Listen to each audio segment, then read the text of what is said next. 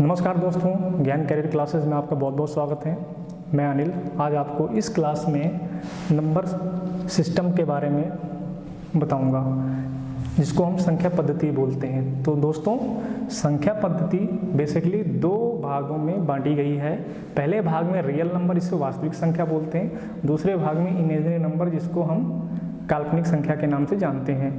तो हम सबसे पहले काल्पनिक संख्या के बारे में समझते हैं। काल्पनिक संख्या होती क्या है? तो काल्पनिक संख्या हम उसको बोलते हैं अगर कोई संख्या अंडर रूट के साथ में माइनस साइन के साथ लगा हुआ हो। ध्यान से समझिएगा, अगर कोई संख्या माइनस साइन के साथ में अंडर रूट के अंदर हो तो उसको काल्पनिक संख्या बोलते हैं, और इसको हम हमेशा आयोटा से रिप्रेजेंट करते हैं। ठीक है, तो इसको हम किससे रिप्रेजेंट करते हैं? आयोटा से रिप्रेजेंट करते हैं। और इधर अगर बाईं तरफ चलते हैं तो इस तरफ आता है आपका रियल नंबर। रियल नंबर क्या होता है? रियल नंबर वो नंबर होता है जिसको हम किसी लाइन पर रिप्रेजेंट करते हैं। सपोज करिए कोई एक्सिस है जिसके सेंटर पे तो 0 है, और दाईं तरफ चलते हैं तो +1 +2 +3, और बाईं तरफ चलते हैं लेफ्ट हैंड साइड में तो -1 -2 -3। ठीक है, ये संख्या अगर इस फॉर्म में है, या -1 -2 -3 है, या +1 +2 +3 है, तो उसको हम वास्तविक या रियल संख्या बोलेंगे।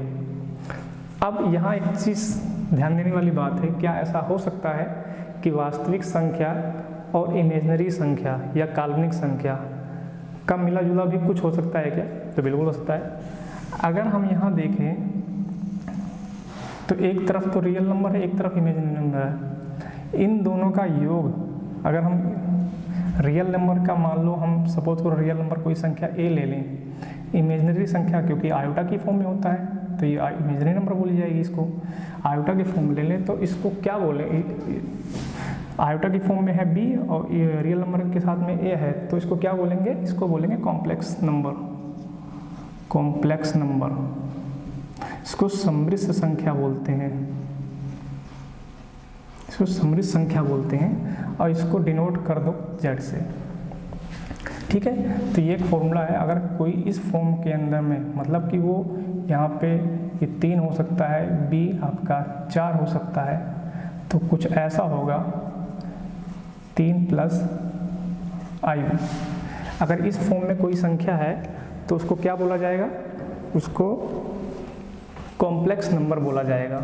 ठीक है, और कॉम्प्लेक्स नंबर को हम क्या और बना सकते हैं? इसका कॉम्प्लेक्स नंबर को हम, अगर हम इसका परिमाण निकालें, परिमाण को हम निकालने के लिए क्या करते हैं? परिमाण बराबर होता है, परिमाण अगर z का निकालें तो उसको बोलते हैं मोड इंग्लिश में। तो z बराबर होता है आपका, ये आपका फॉर्मूला बनेगा आपका a² + b²।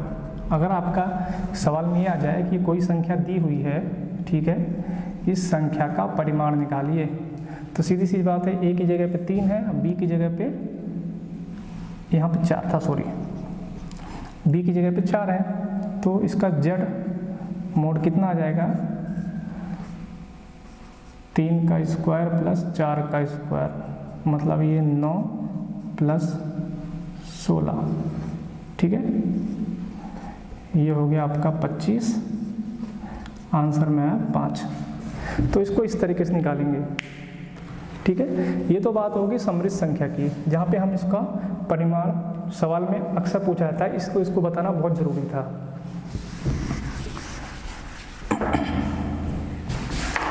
अब अगले टॉपिक की तरफ चलते हैं। वास्तविक संख्या को भी 2 भागों में बांटा गया है, जिसमें एक आता है पूर्ण संख्या, दूसरा दशमलव रूप में। तो पूर्ण संख्या को हम इंटीजर बोलते हैं और दशमलव को हम डेसिमल बोलते हैं। तो सबसे पहले हम देखते हैं डेसिमल होता क्या है। सबसे पहले इसको देखेंगे। डेसिमल को भी 2 भागों में बांटा गया है, शांत और अशांत दशमलव। तो शांत दशमलव को अगर हम समझाना चाहें तो शांत दशमलव क्या होता है? शांत दशमलव वो होता है, जैसे सपोज करिए आप कि कोई संख्या इसे 0.17 ठीक है, या 0.25, तो 0.17 को क्या लिख सकते हैं हम, 0.17 अपॉन ये 100, ठीक है, इसको क्या लिख सकते हैं 0.25 अपॉन 100, जहाँ पे कितना आया 1/4, ठीक है। तो ये आपको क्या दिख रहा है, इससे ये पता लग रहा है कि ये आपका न्यूमरेटर और डिनोमिनेटर की फॉर्म में आ चुका है, ये अंश बटे हर के फॉर्म में आया है, और इसमें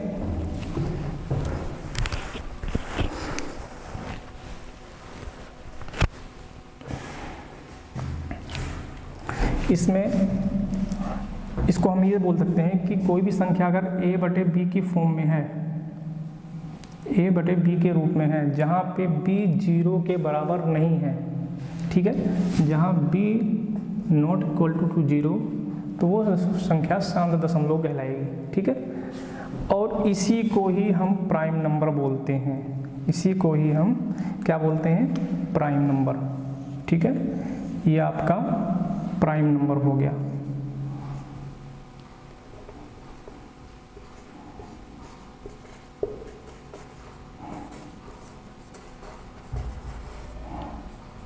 इसी को हम क्या बोलते हैं, प्राइम नंबर या परिमेय संख्या।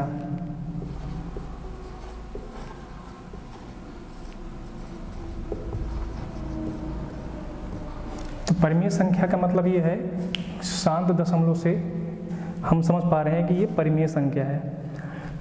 तो अशांत दशमलव क्या हुआ, अशांत दशमलव एक ऐसी संख्या होती है जिसका लगातार रिपीट, दशमलव के बाद वो संख्या लगातार रिपीट होती रहती है, ठीक है, वो आपकी अशांत दशमलव आती है। एक होता है आपका 0.171717, ये दो रूप में हो जाती है। पहले नंबर पे अगर कोई संख्या इस तरीके से है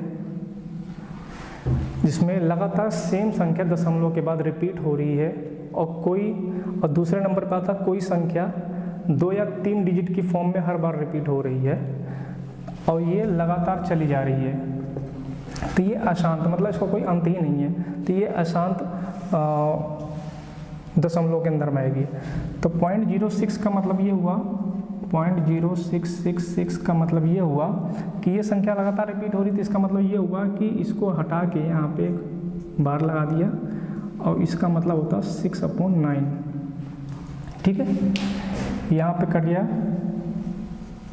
तो आ गया 2/3, ठीक है।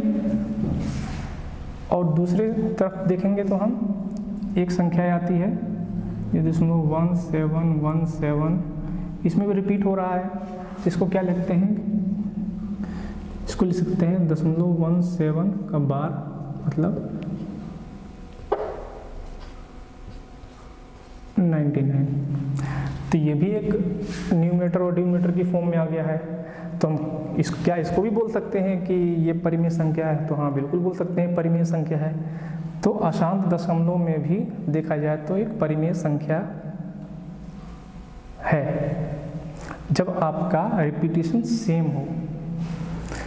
और इसी में ही एक चीज और आती है अशांत दशमलव में है, अगर कोई संख्या, ध्यान रखिएगा ये जो भी निकाला है हमने ये भी परिमेय संख्या है।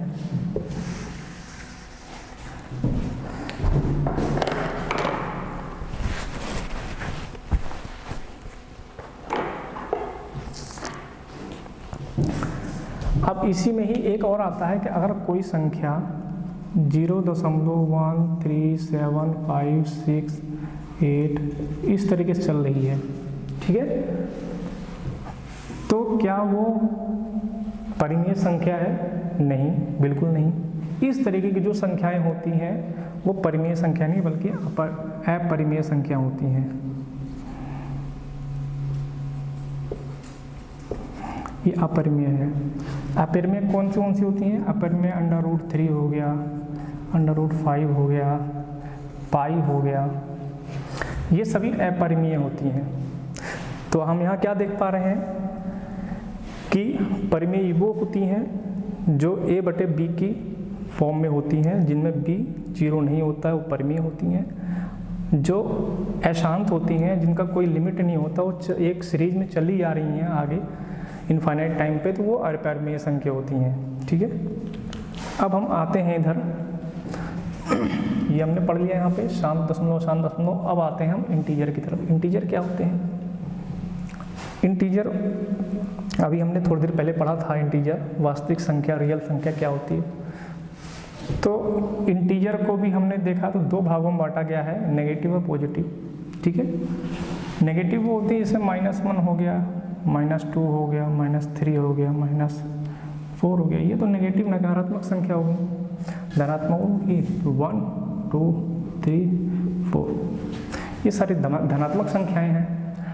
तो क्या हम बोल सकते हैं 0? अच्छा बताइए 0 क्या होता है, धनात्मक या ऋणात्मक? बताइए। 0 एक ऐसी संख्या है जो ना तो धनात्मक होती है ना ऋणात्मक होती है। ये ना तो धनात्मक होती है ना ही ऋणात्मक होती है, ये न्यूट्रल होती है। मगर एक बात ध्यान रखिएगा हमेशा, अगर ये धनात्मक नहीं होती है, ऋणात्मक नहीं होती, तो होती क्या है? ये न्यूट्रल होती है। तो एक चीज़ तो क्लियर है, अगर हम इसको धनात्मक ऋणात्मक नहीं होती है तो ये अलग है, न्यूट्रल है। अभी हम इसको, इसके बारे में अगर हम सम और विषम संख्याओं के बीच में इसको लेंगे तो बताएंगे क्लियर क्या होता है। अभी आप इतना समझिए कि 0 ना तो धनात्मक होती है ना ऋणात्मक होती है। और यहाँ पे हमने पढ़ा है कि -1 2 3 4 ये नेगेटिव में है, इधर पॉजिटिव में है। अच्छा, तो एक चीज़ बताइए, पॉजिटिव संख्या 1 2 3 4 ये है क्या चीज़? ये बता सकता है कोई? तो इसी को ही हम जो ये 1 2 3 4 5 है, इसी को ही हम क्या बोलते हैं? प्राकृतिक संख्या या नेचुरल नंबर, प्राकृतिक संख्या। इसको हम प्राकृतिक संख्या बोलते हैं। ठीक है, और इंग्लिश में इसको क्या बोलते हैं? Natural number. ठीक है, अगर इन प्राकृतिक संख्याओं के साथ में 0 को मिला दिया जाए, मतलब एक संख्या तो ये होगी कि 1 2 3 4 5 6 एक सीरीज चली जा रही है इनफाइनाइट टाइम तक, ये तो प्राकृतिक संख्या समझ में आती है। ठीक है, क्योंकि इसको हम, मगर अगर इसी को ही हम 0 को ही अगर हम धनात्मक संख्याओं के साथ में, मतलब पॉजिटिव संख्या जो प्राकृतिक संख्या के साथ में मिला दें तो क्या कहलाएगी? अगर 0 को हम यहाँ मिला देते हैं, मतलब 0 के साथ में अगर कोई संख्या ले लेते हैं 1 2 3 4 5 इनफाइनाइट टाइम तक, तो इसको बोलते हैं पूर्ण संख्या। पूर्ण संख्या का मतलब है, अगर हम इसके शब्दों को ध्यान दें तो इस पूर्ण में ही सारी चीज़ छुपी हुई है। पूर्ण का मतलब हो गया है कि जितनी भी संख्याएं बनी हैं उनमें बेसिकली होता क्या है, हम देखा जाए तो हमारी जो काउंटिंग होती है 0 1 2 3 4 5 6 7 8 9 10 तो होता ही नहीं है। 10 तो यहाँ होता ही नहीं है, यहाँ तो हम 0 को ही 1 0 लिख देते हैं, वही 10 होता है। तो देखा जाए तो ये तो एक तरीके से देखा अपने आप में पूर्ण है ना। जो गिनती जितनी होती है हमारी, नंबर जितने होते हैं वो तो यही होते हैं, और इसी को ही हम पूर्ण संख्या बोल रहे हैं। तो सीधी सी बात पूर्ण, तो ध्यान रखिएगा पूर्ण संख्या और मतलब कि पूर्ण संख्या और प्राकृतिक संख्या में कन्फ्यूजन बिल्कुल मत रखिएगा, क्योंकि पूर्ण संख्या को आप ले लो अलग, मतलब पूर्ण संख्या मान लीजिए आप सारा है तो पूर्ण संख्या है, तो बचा हुआ क्या? प्राकृतिक संख्या। तो 0 को हटा के बाकी जो बचेगा वो प्राकृतिक संख्या आएगी। तो इसमें कन्फ्यूजन मत रखिएगा। नेगेटिव संख्या को आपका क्लियर, ये नेगेटिव संख्या ही होती है, इसके अलावा जो बची नेगेटिव संख्या होंगी। अब आते हैं हम आपको सम और विषम। इंटीजर जो होते हैं, पूर्ण संख्या को दो भागों में और बांटा जाता है। एक भाग को हम बोलते हैं सम, दूसरे भाग को बोलते हैं विषम। सम संख्याएं क्या होती हैं और विषम संख्याएं क्या होती हैं, इस बात को समझेंगे। जो संख्या 2 से पूर्णतः विभाजित होती है, जो संख्या 2 से पूर्णतः विभाजित होती है,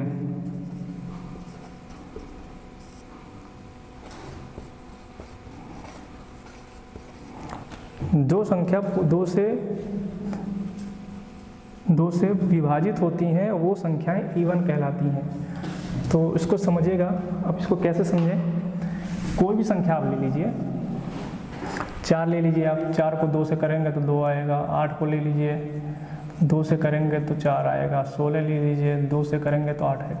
मतलब सीधी सी बात है, ये 2 से जो संख्या विभाजित हो रही हैं वो आपकी सम संख्या है। तो इसका मतलब क्या है? इसी के अगेंस्ट में अगर हम विषम देखें तो जो 2 से विभाजित नहीं हो रही हैं वो आपकी विषम संख्याएं हैं। ठीक है, जो 2 से विभाजित नहीं हो रही हैं वो आपकी विषम संख्याएं हैं। तो अब बात यहाँ पे मैंने आपको पहले बताया था, 0 को हम यहाँ बात करेंगे सम और विषम के बीच में। तो यहाँ तो दिख रहा है कि अगर देखें तो विषम संख्या 1 3 5 7, और इधर देखें तो 2 4 6 8। तो 0 कहाँ गया? 0 को क्या मानेंगे, सम मानेंगे या विषम मानेंगे? तो आज मैं आपको एक ऐसी चीज़ बता रहा हूँ जो शायद ही जल्दी कोई बताया होगा। अगर बताया होगा तो बहुत अच्छी बात है, नहीं बताया होगा तो आप मेरी बात को समझ लीजिए। 0 को हम हमेशा सम संख्या मानते हैं। वजह क्या है? आप अगर नंबर्स में देखिए, इन नंबर्स में देखिए, देखो ये एक सम संख्या है, ये एक सम संख्या है। सम के एक ऊपर विषम, सम के एक नीचे विषम। ठीक है, यहाँ देखिए सम है, सम के एक ऊपर विषम, सम के एक नीचे विषम। क्लियर है ना? इसको हम ऐसे भी कर सकते हैं, विषम के एक ऊपर सम, विषम के एक नीचे सम। मतलब कोई भी संख्या सम हो या विषम है, अगर सम है तो उसके ऊपर नीचे विषम होगी, अगर विषम है तो उसके ऊपर और नीचे सम होगा। तो यहाँ पे क्या है? ये तो विषम है, तो विषम के एक ऊपर क्या है? सम ही तो आएगा, क्योंकि इसके नीचे सम है। जब इसके नीचे सम है तो ये भी सम होगा, सीधी सी बात है। तो इसको हमेशा देखा। और एक चीज़ और बता रहा हूँ आपको मैं, हम ये भी जानते हैं कि जिसको 2 से भाग किया जाए वो सम होता है, जो 2 से कट जाए वो सम होता है। तो 10 के लास्ट में जो 0 है, इसमें 0 है ना, इसको 2 से भाग करो, कोई भी संख्या हो जिसके आगे 0 है उसको 2 से भाग करोगे तो आप पूरा कटेगा, तो इसका मतलब वो सम संख्या है। तो 0 को भी सम संख्या इसलिए माना गया है। तो 0 भी इसके अंदर आएगी सम संख्याओं में। ठीक है, तो अभी तक हमने क्या पढ़ लिया? पूर्ण संख्या, दशमलव, नकारात्मक। ठीक है, ये हो गया। अब हम आते हैं, इसको मैं अभी रफ करने जा रहा हूँ। अगर आपको स्क्रीनशॉट लेना है तो आप इसकी स्क्रीनशॉट ले सकते हैं समझने के लिए। मैं थोड़ा साइड हो जाता हूँ मैं।